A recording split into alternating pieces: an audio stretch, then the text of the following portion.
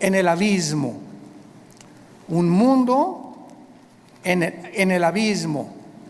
Un mundo que está a punto de naufragar. No cabe duda que en estos últimos días hemos visto acontecimientos que han sacudido a las naciones.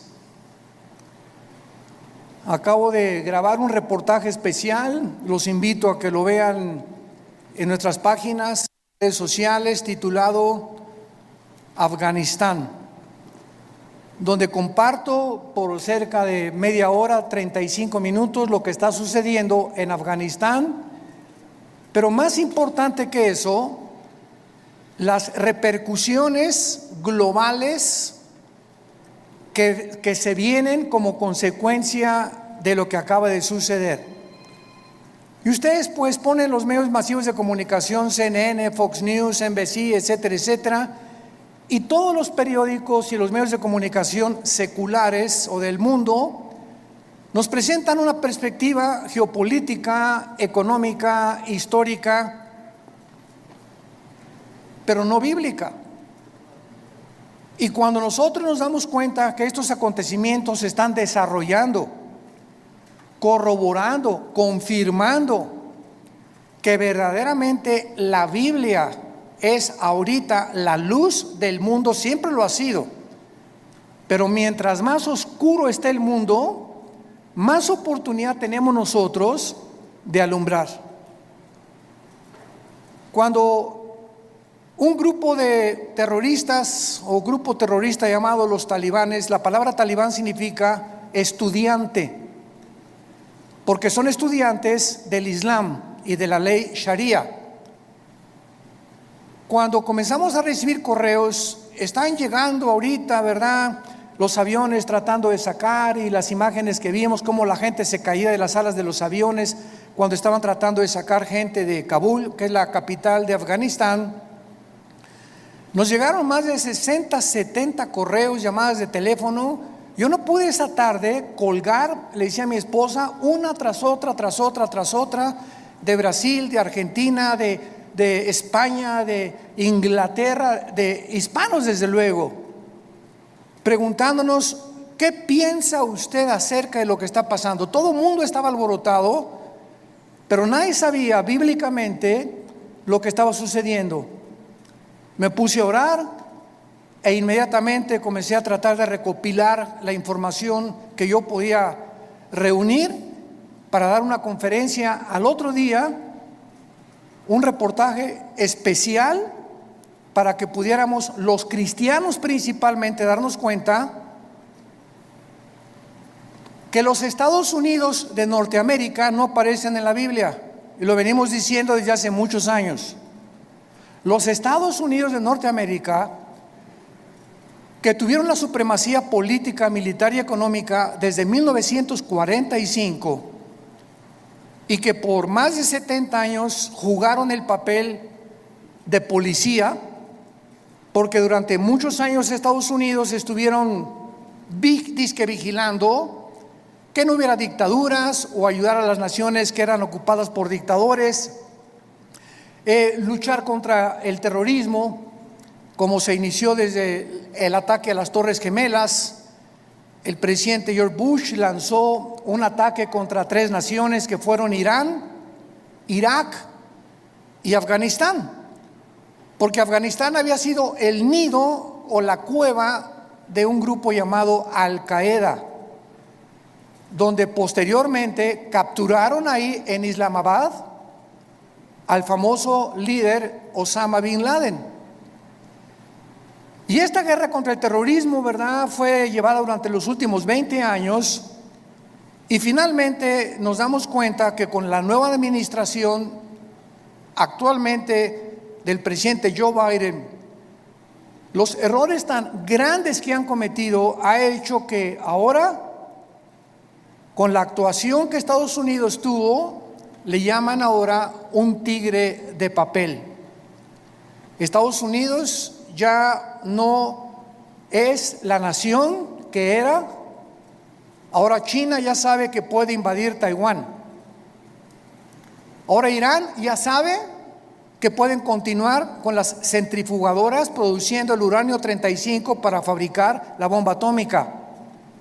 Ahora Irán ya sabe que lo puede hacer. Ahora Corea del Norte ya sabe que no tiene ningún impedimento para someter a Corea del Sur. Y ahora Turquía también ya sabe, a través del presidente Erdogan, que pueden levantarse para la reconstrucción de Afganistán, y el presidente de Turquía se ha autonombrado el líder mundial del Islam. Lo más interesante de todo lo que está sucediendo ahorita en el mundo, que vamos a desarrollarlo brevemente, es que estas cuatro naciones, China nunca ha dejado de tener relaciones cordiales con los talibanes, nunca.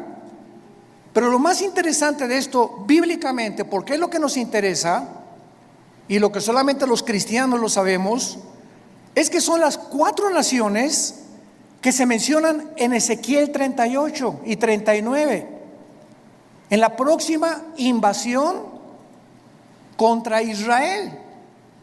Y ahora Israel, el patito feo, ha quedado por primera vez desde 1948, que volvieron otra vez a revivir nacionalmente la nación de Israel. Ya no tiene quien los defienda, han quedado vulnerables. Y también los Estados Unidos de Norteamérica han quedado vulnerables, porque si Estados Unidos no aparece en las profecías bíblicas y en esta invasión del capítulo 38 de Ezequiel no aparece tampoco, significa o que iba a caer económicamente, o que iba a comenzar a corromperse interiormente, como dijo Abraham Lincoln. Estados Unidos no va a caer fuera por sus enemigos. Si Estados Unidos cae es porque se corrompió internamente. Y esto nos da un panorama maravilloso para saber que los cascos de los jinetes del Apocalipsis ya se escuchan en el cielo. La voz del novio ya la escuchamos, que dice: prepárate, prepárate, prepárate. Y todos ustedes que nos escuchan, que no tienen la seguridad de la salvación a través de la predicación del evangelio de la gracia de Jesucristo, prepárate para encontrarte con Dios. Porque así como los talibanes creían que en 2 meses las tropas norteamericanas iban a salir, y cuando descubren que Estados Unidos viola el pacto con el presidente Ghani y con los talibanes, de que no era verdad lo que el expresidente Trump firmó, les tomó 48 horas, 2 días les tomó apoderarse de toda una nación, sin que nadie chistara ni nadie dijera pío. Y se quedaron ahí en Afganistán más de 2,000 vehículos blindados, helicópteros Black Hawk, que son los más modernos para la guerra, más de 50 aviones, fusiles de largo alcance, de mira telescópica, lanzagranadas, millones de municiones. Y ahora este grupo se convierte en el grupo terrorista mejor armado y más peligroso del mundo entero. El mundo queda automáticamente bajo una gran amenaza. Pero estas 4 naciones, China, Rusia, Irán e Irak, forman parte de la invasión en Ezequiel 38. Esto es impresionante, es increíble.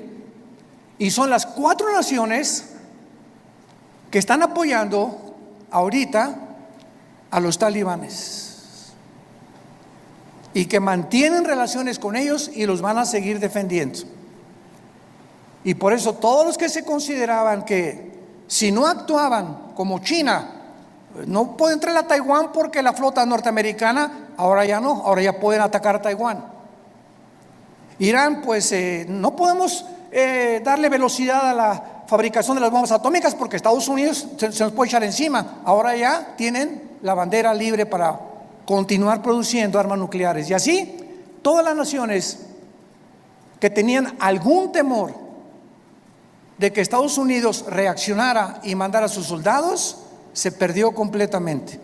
El mundo ha quedado vulnerable. Ahora sus Biblias, en el capítulo 24 del libro de Isaías. Ojalá que todos hayan traído su Biblia. En los tiempos que vivimos, si tú no tomas en serio a Dios y sigues viniendo a la iglesia sin la Biblia, eres un cristiano de papel. A menos que ahorita en el metro se te cayó y lo olvidaste, que solo Dios lo sabe. Pero ya no podemos seguir siendo cristianos de papel, de pacotilla, de oídos, y profesando por afuera sin darle la importancia a Dios que Él nos pide que le demos a este libro sagrado, que es la única luz que tenemos actualmente. El pasaje que voy a leer en Isaías 24 se escribió hace más de 2500 años. Señores ateos que nos escuchan, escépticos y todas las personas que han atacado la Biblia y que se han burlado de ella, ahora van a comenzar a buscar y a volver otra vez a encontrar quién puede darnos respuestas de lo que está pasando geopolíticamente en el mundo. Y en este pasaje, escrito hace más de 2500 años, se describe cómo va a acabar el mundo. Pero aún más que eso, el Espíritu Santo nos delinea claramente las razones por las cuales el mundo ha llegado a la condición en la que se encuentra actualmente. Dice así: he aquí que Jehová vacía la tierra y la desnuda, y trastorna su faz, y hace esparcir a sus moradores. Y sucederá, así como al pueblo, también al sacerdote, como al siervo, así a su amo, como a la criada, a su ama, como al que compra, al que vende, como al que presta, al que toma prestado, como al que da al logro, así al que lo recibe. La tierra será enteramente vaciada, completamente saqueada, porque Jehová ha pronunciado esta palabra: se destruyó, cayó la tierra, enfermó.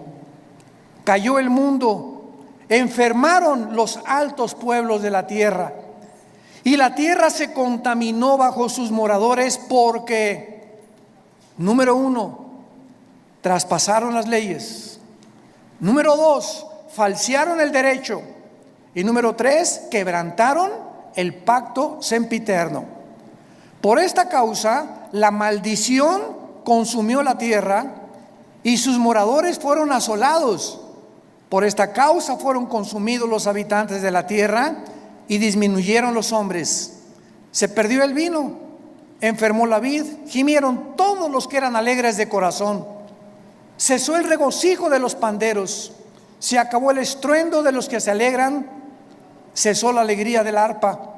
No beberán vino con cantar, la sidra les será amarga a los que la bebieren. Quebrantada está la ciudad por la vanidad, toda casa se ha cerrado, para que no entre nadie. Esta escritura ha sido llamada el Apocalipsis de Isaías, porque después de que Isaías profetiza en este libro el juicio contra 11 naciones, el Señor ahora anuncia el juicio final contra el mundo entero. Ya el Señor Jesucristo había anunciado, Mateo 24:21, porque habrá gran tribulación en el mundo como nunca jamás la ha habido antes.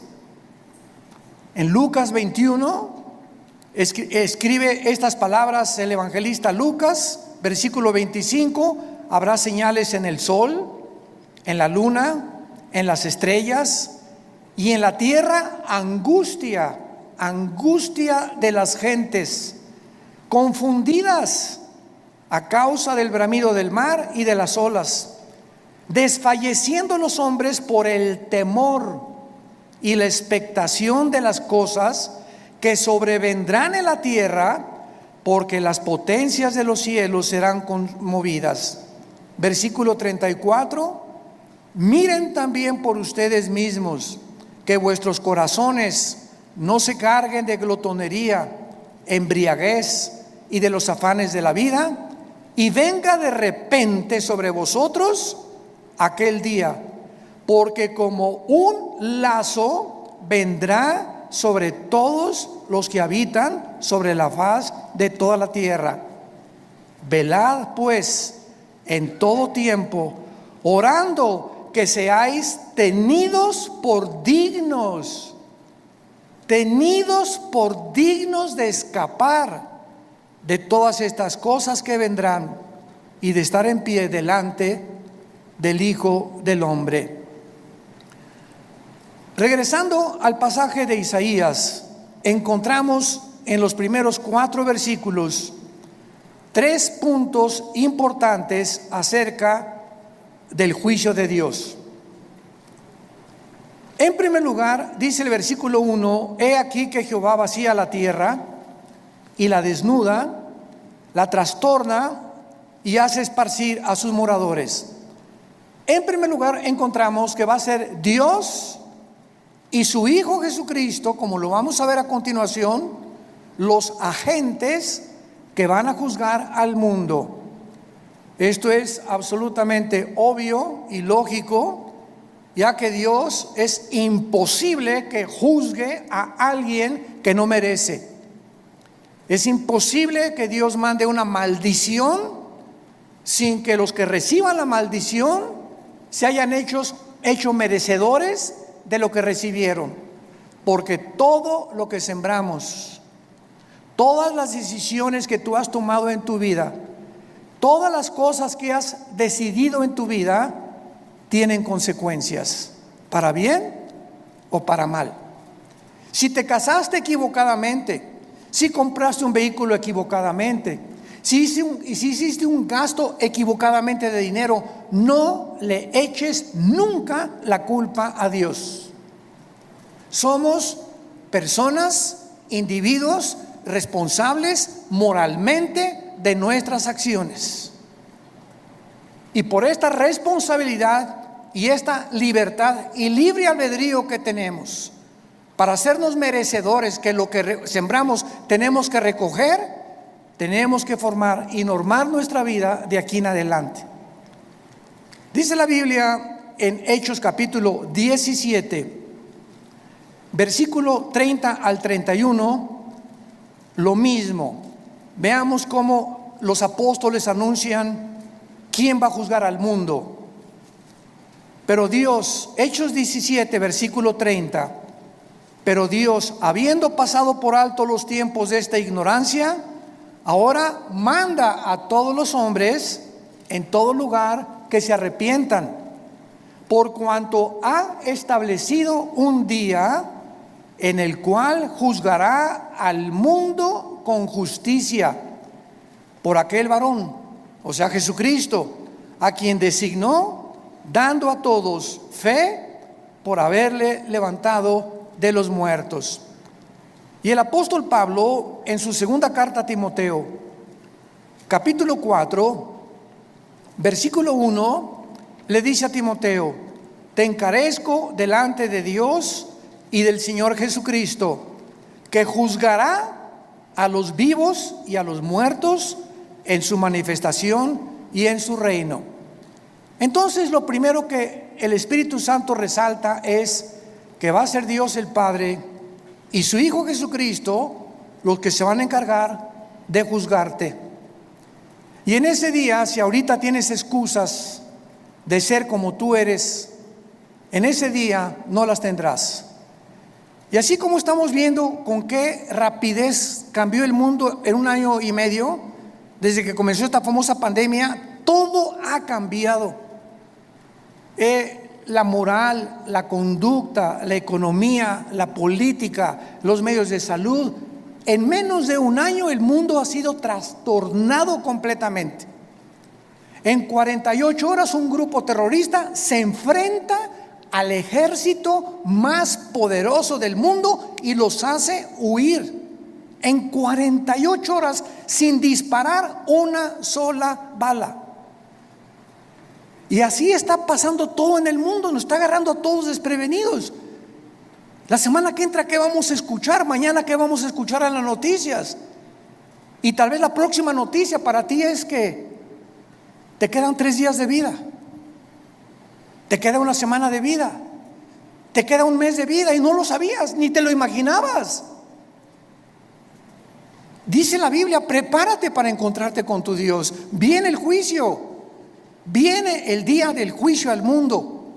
Tenemos que reaccionar y tenemos que arrebatar del fuego a nuestra familia, a nuestros amigos, y ahora más que nunca tener convicciones. Tenemos que ser cristianos de convicciones. Si tú no tienes convicciones de la santidad y de la forma que debes de vivir, el mundo te va a jalar. Porque la presión, como el imán, es más fuerte lo que te jala que lo que te sostiene. Y lo único que nos sostiene es la fe en este libro, es la obediencia a la palabra de Dios. Prepárense para que sean tomados por dignos de escapar todas estas cosas. Regresamos a Isaías y en el versículo 2 encontramos, en segundo lugar, que será un juicio universal. Sucederá al pueblo como al sacerdote, al siervo como al amo, a la criada como al ama, al que compra, al que vende, o sea, todas las clases sociales, porque Dios no tiene consentidos, ni Dios hace acepción de personas. Dios juzga a indígenas, a ricos, a reyes, a políticos, a educados, a no educados. Dios juzgará a todos los seres humanos salvajes, mayas, tlaxcaltecas, egipcios, babilonios, etcétera, etcétera. Dios juzgará a todos los seres humanos que descendemos desde Adán hasta nuestros días. Dice en Apocalipsis capítulo 20 cómo será este juicio, porque el juicio que estamos hablando no es el juicio a los cristianos. Cuando estamos hablando que Dios juzgará al mundo con justicia, estamos hablando a todos los que le rechazaron. Todo lo que estamos hablando ahorita, y lo vamos a ver a continuación, por qué Dios los va a juzgar, es el juicio que se llama en Apocalipsis capítulo 20, del 11 al 15, el juicio del gran trono blanco.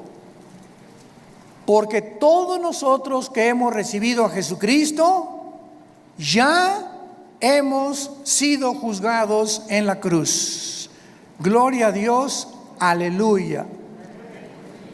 Ese hombre llamado Jesús de Nazaret, que murió y abrió sus brazos en esa cruz, llevó tu culpa, tu culpa, tu culpa y mi culpa. Y lo que tú y yo merecíamos pagar ahora en el día del juicio con el infierno y el lago de fuego, Él en la cruz lo llevó en su cuerpo de carne. El que no conoció pecado, por nosotros se hizo pecado, para que nosotros, pecadores, inmundos, cochinos, sucios, fuésemos hechos la justicia de Dios en Él. Y Dios muestra su amor para con nosotros en que, siendo pecadores y en la condición en la que yo me encontraba hace 46 años que yo recibí a Cristo, y en la condición en la que tú te encontrabas, así de cochinos y de sucios, sin ninguna esperanza, Dios me dice que me amaba. y que me aceptaba si aceptaba yo el sacrificio de su Hijo en la cruz, y que desde ese momento borraba todos mis pecados del pasado, pero como si jamás los hubiera yo cometido. Esto se llama gracia, porque no lo merecíamos. ¿Qué es la gracia? Un favor que no merecemos. Hace algunos años, en la década de los 80s, íbamos cada 15 días a Santa Marta, Catitla, a la penitenciaría de los hombres y también a la cárcel de mujeres. En aquel tiempo estaba de jefe de la policía el general Arturo Durazo. Dios nos dio gracia con él y me recogían en un patio en helicóptero y me llevaban a Santa Marta, Catitla. Ahí aterrizaba yo con un helicóptero de la policía y juntaban a todos los presos para que les predicáramos el evangelio. Imagínense nada más la gracia que Dios nos dio. Y una vez se acerca después del mensaje un preso llorando y me dice: oiga, pastor, ¿usted cree que Dios me pueda perdonar? Yo había predicado sobre el hijo pródigo en esa tarde, eran como las 5:30, 6 de la tarde. Y le dije: ¿por qué? Me dice: porque he matado a 28 personas. Pero quiero decirle que estoy aquí en la cárcel no por las 27 asesinatos que cometí antes, sino porque me mandaron de un estado a la Ciudad de México a matar otro recadito que me encargaron, porque yo era matón a cuenta, y en el periférico saqué la 38 y maté a esa persona que me encargaron matar, y la policía me agarró, y estoy aquí por un crimen para pagar 15 años, pero yo debo 27 vidas más. ¿Y saben lo que le contesté?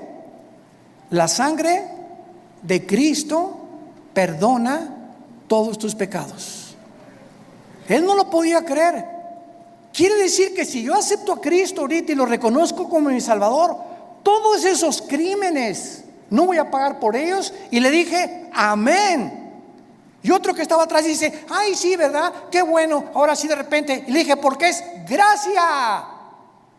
Esa es la gracia, ese es el mensaje del evangelio, de la gracia de Dios, que Dios te perdona siendo inmundo y pecador, porque nadie merece irse al cielo, nadie merece el perdón. Dios nos lo da en su amor en la cruz. Esta palabra gracia no aparece en ninguna religión, en ninguna religión, y hay cristianos que todavía no han entendido el significado de la palabra: por gracia somos salvos por medio de la fe. Es la fe la que nos da la gracia de Dios. El creer lo que Él hizo en la cruz nos hace, nos abre para que Dios tenga a favor de nosotros, se compadezca de nosotros y nos regale el amor de su Hijo Jesucristo. ¿Qué mensaje tan glorioso tenemos? Yo quiero decirte a ti que nos estás viendo por la televisión y ustedes que están aquí presentes, me puedes decir: yo he abortado 8 niños, llevo 3 divorcios, he matado, he adulterado, he hecho aquello. Si tú recibes a Cristo, Dios te perdona. Y en este día del juicio tú no estarás presente, porque Él pagó por ti y por mí, y por eso vivimos tan agradecidos, humillados, después de lo que Él hizo en nuestro lugar en esa cruz. Dice Apocalipsis 20, versículo 11, hablando del trono donde estarán todos los que rechazaron este regalo de Dios: vi un gran trono blanco y al que estaba sentado en él, de delante del cual huyeron la tierra y el cielo, y ningún lugar se encontró para ellos. Esto nos habla que este juicio será después del milenio, porque los que estén en este juicio van a ver cómo desaparece la tierra y los cielos. Y después de este juicio, Dios hará nuevos cielos y nueva tierra. Entonces, este juicio será hasta después de los 1000 años o del reino mesiánico que Jesucristo le prometió a los profetas. Y dice el versículo 12 que Juan el apóstol, que escribe esto, vi a los muertos, grandes y pequeños, de pie y los libros fueron abiertos. Y otro libro fue abierto, el cual es el libro de la vida. Y fueron juzgados los muertos por las cosas que estaban escritas en los libros según sus obras. Vemos que Juan nos dice que cuando Dios abrió los libros, todos los seres humanos que estaban enfrente del trono de Dios estaban parados. No había nadie de rodillas, todos de pie. ¿Por qué? Porque en ese momento se acabó la misericordia. En ese momento ya no hay gracia. En ese momento ya no hay favor, ya no hay nada más que dictar la sentencia.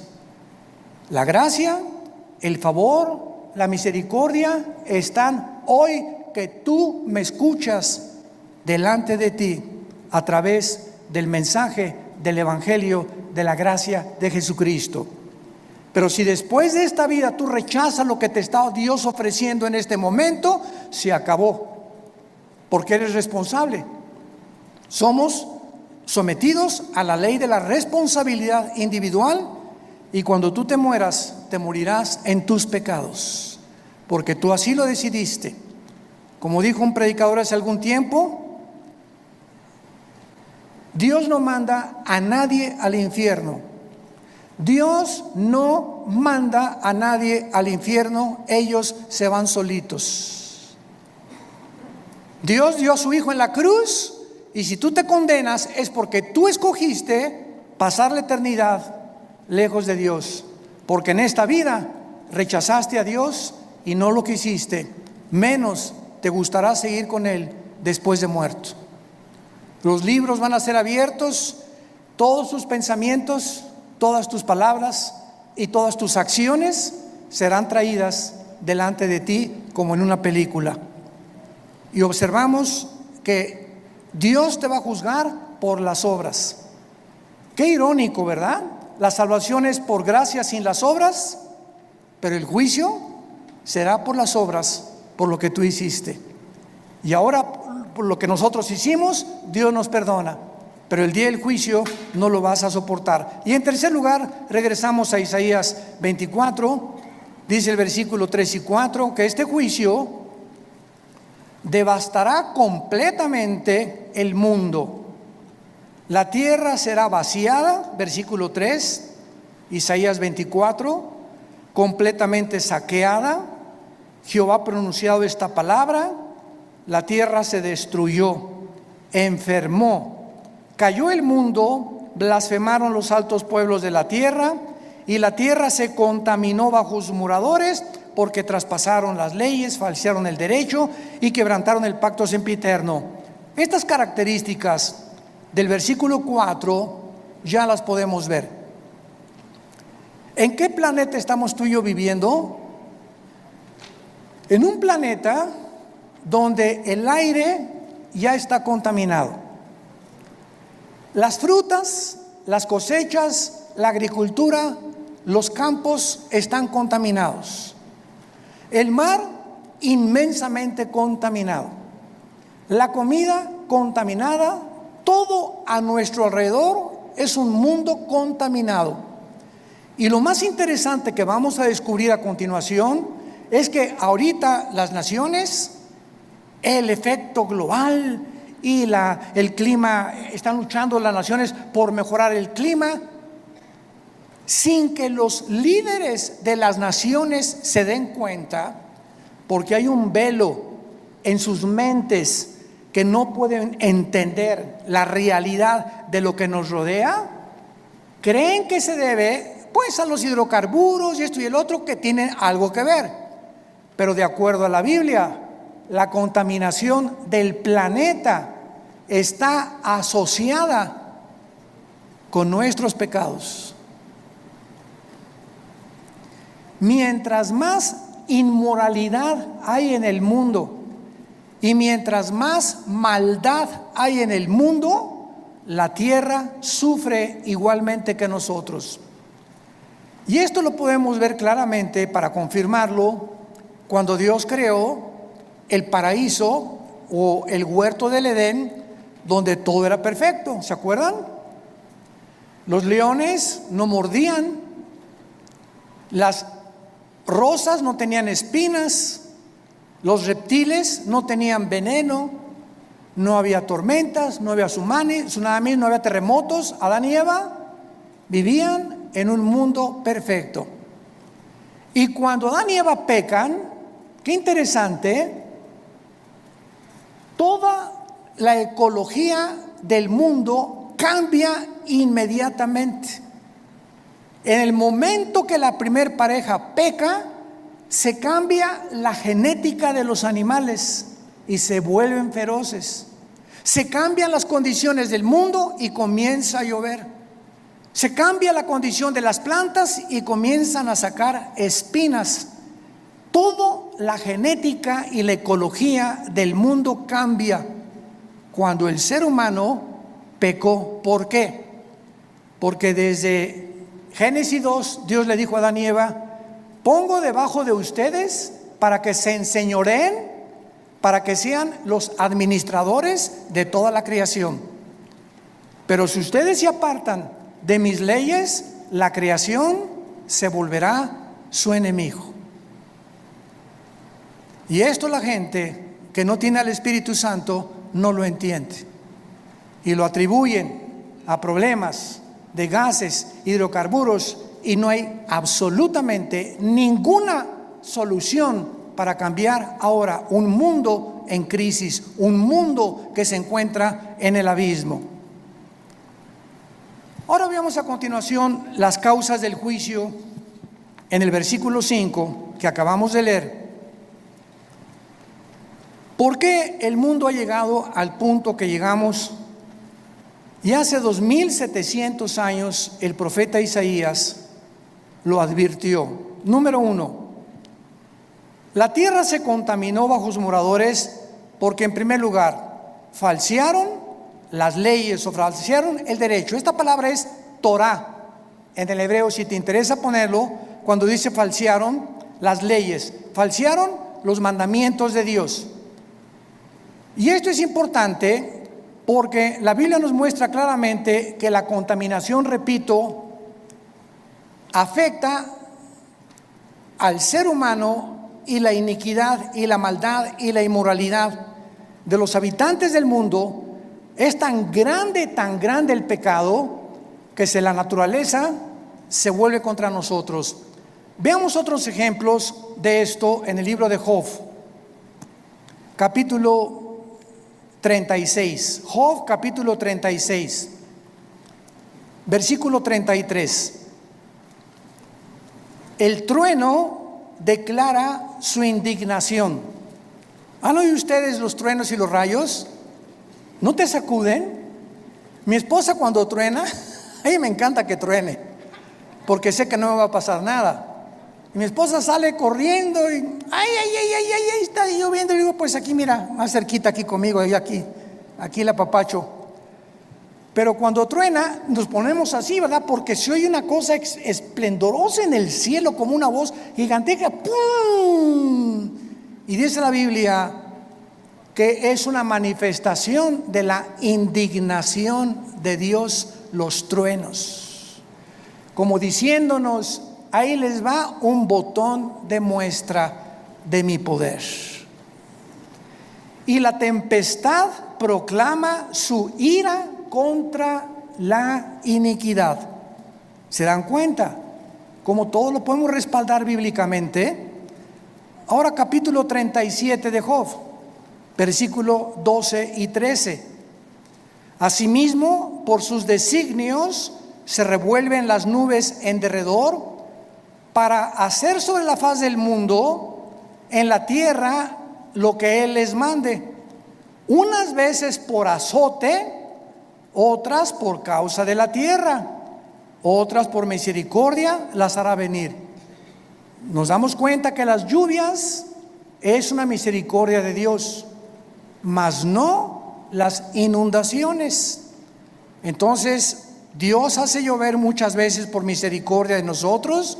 Necesitamos tierra fértil que produzca, ganado que tenga que comer, que los ríos suban su caudal y su volumen y su nivel, pero otras veces encontramos que estas mismas aguas Dios las usa como un medio donde nos está diciendo: ustedes van por mal camino.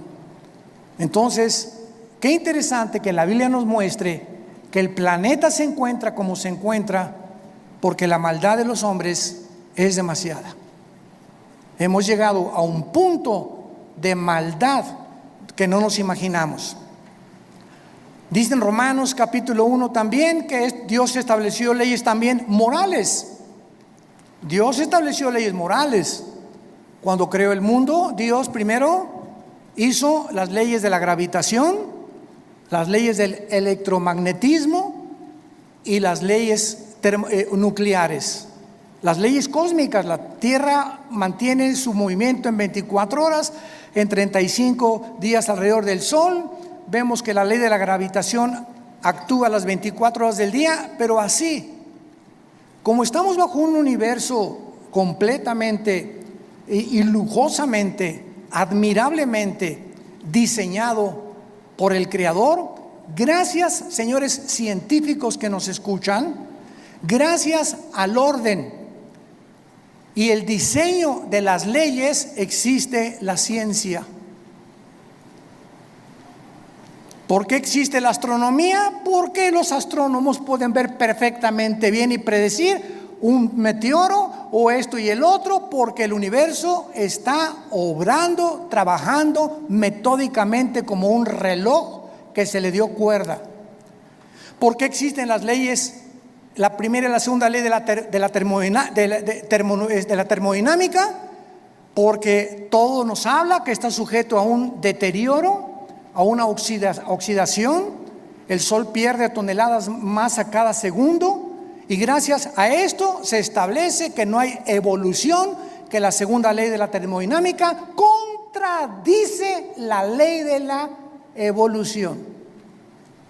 En lugar de que estemos evolucionando, vamos de arriba hacia abajo, no vamos mejorando. Ya se profetizó hace 2000, la tierra iba cada día a deteriorarse más, y el carácter de los seres humanos iba a llegar a comportarse más bajo que el de los animales. Traspasamos las leyes. Dice Romanos capítulo 1, versículo 21: pues habiendo conocido a Dios, no le glorificaron como a Dios, ni le dieron gracias, sino que se envanecieron en sus razonamientos, y su necio corazón fue entenebrecido.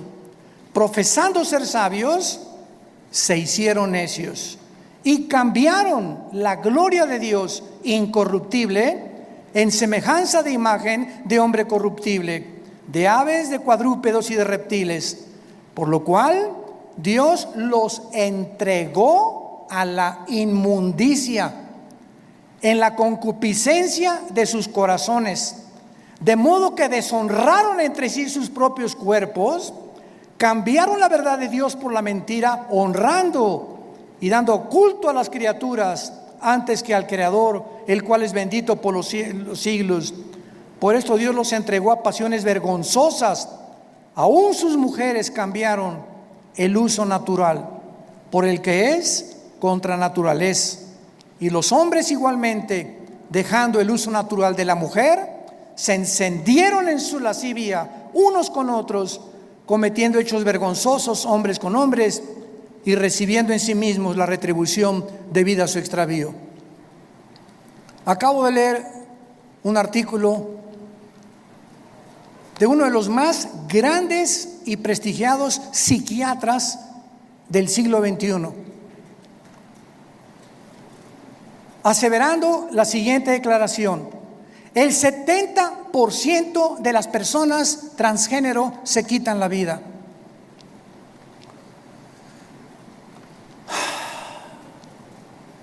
El 70% de las personas que intentaron cambiar la naturaleza con la cual nacimos, le dijeron a Dios: te equivocaste, yo no soy hombre, soy mujer, no soy mujer, soy hombre. Finalmente, cuando hacen la operación y la cirugía para cambiarse el sexo, en su alma son como Dios los creó. Y comienza una lucha interna, ¿soy o no soy o qué soy? Y la confusión y el conflicto mental llega al grado que prefieren quitarse la vida. Esto fue escrito hace 2000 años por el apóstol Pablo, dejando el uso natural, la biología, las leyes de la naturaleza. No hay más que hombre y mujer. No hay 3 sexos, no hay 4, no hay 5. Eres varón o eres hembra. Y cerramos la Biblia de acuerdo a la ciencia. Si tienes 2 cromosomas XX, eres mujer. Y si tienes el cromosoma Y, que las mujeres no tienen, eres macho camacho. Eres hombre de los pies a la cabeza. Y si tú niegas tu genética y niegas la naturaleza, acarreas, dice el apóstol Pablo, hace 2000 años, se viene sobre ti tu propia naturaleza. Y nunca podrás vivir en paz, porque has traspasado las leyes de Dios. En segundo lugar, dice, falsearon el derecho. Los gobernantes, los magistrados de justicia que nos escuchan, los jueces federales y civiles, los senadores, los diputados, los dictadores, han pervertido el derecho para gobernar recta, íntegra y honestamente una nación. El expresidente de Afganistán, Ghani, salió huyendo con más de $120 millones, como todo buen político corrupto. Y si vemos una gangrena, un veneno que está ahorita en las naciones, es precisamente ese, la corrupción. No es el pueblo lo que les interesa, son sus intereses personales. Me voy a llevar lo más que pueda del pastel en el poco tiempo que tengo que ejercer mi derecho, antes de que acabe todo. Y finalmente dice la Biblia, quebrantaron el pacto sempiterno para terminar. Quebrantaron el pacto sempiterno. ¿Cuál es este pacto sempiterno? Veamos el libro de Malaquías, antes de Mateo, para terminar, el último libro de la Biblia, Malaquías capítulo 2, versículo 13, lo que el profeta escribió antes de que iniciara la venida de Jesucristo. Malaquías 2, versículo 13. Y esta vez haréis cubrir el altar de Jehová con lágrimas, de llanto y de clamor. Ya no miraré más a la ofrenda para aceptarla con gusto de tu mano. Me dirás, ¿por qué? Porque ha Jehová atestiguado contra ti y la mujer de tu juventud, contra la cual has sido desleal. Estoy enojado contra ti. ¿Por qué, Señor? Porque no eres fiel a tu esposa. Y vas a llorar y te vas a arrepentir y te vas a jalar los pelos. Y si te mueres en esta condición, te condenas eternamente. Porque has sido desleal. Vamos a ver qué significa la palabra en hebreo, desleal. Siendo ella tu compañera y la mujer de tu pacto. ¿Cuál es el pacto que menciona Isaías que acabamos de mencionar? Sempiterno, el primer pacto que Dios estableció antes de cualquier institución humana, de los colegios y de los gobiernos. Se llama el pacto inquebrantable del matrimonio. A los que les interese, la palabra desleal en el hebreo es la palabra bagad, con B de bueno, A de Armando, G de Gárgara, H, A de Armando, D de David. Bagad. Escuchen lo que significa ser desleal. Actuar encubiertamente, hipócritamente, fraudulentamente o secretamente, encubrir, tapar, engañar y decir cosas que no sentimos.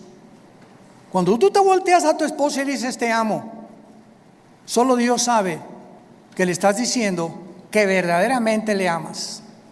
Y cuando tú le dices a tu esposa te amo y atrás de ti tienes tu amante, estás encubriendo, eres un hipócrita, estás falseando completamente y Dios te está escuchando.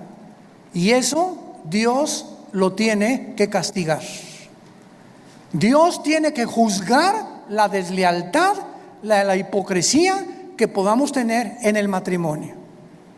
Por eso tenemos estos seminarios cada año con 300, 250 parejas, para que en esos 3 días regresemos a la Biblia, nos arrepintamos, hay una renovación de votos el último día junto a la playa, una cena de gala, y ahí podemos descubrir que, Dios mío, es que yo sentí que ya no la amaba, pero viene el Espíritu Santo y nos da algo sobrenatural que ya habíamos perdido, porque le estamos diciendo a Dios: yo quiero mantener y llegar hasta el fin con mi gordita y con mi gordito, porque de otra manera me estoy engañando. No puedo irme con un amante ni creer que hay una mujer que me satisfaga, que la mujer y la madre que tú me diste para mis hijos.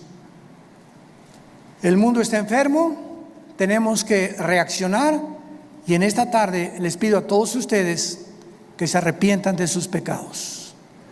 Si hay alguna área en la que el Espíritu Santo te ha hablado, arrepiéntete hoy, porque por esta puerta no entraste en esta mañana por coincidencia. Dios te ama, Dios te ama, Dios te ama, y Él no quiere que salgas por esta puerta como entraste esta mañana.